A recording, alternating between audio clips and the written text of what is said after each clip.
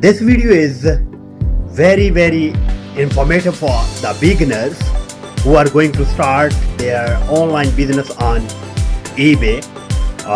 This suggestion is very important for those ones.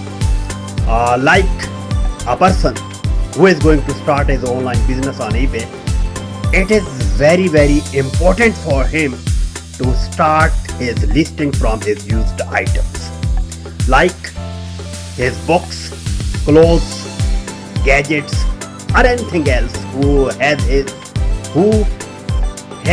at his home and he wanna sell on eBay. This is the very important way to start his listing on eBay.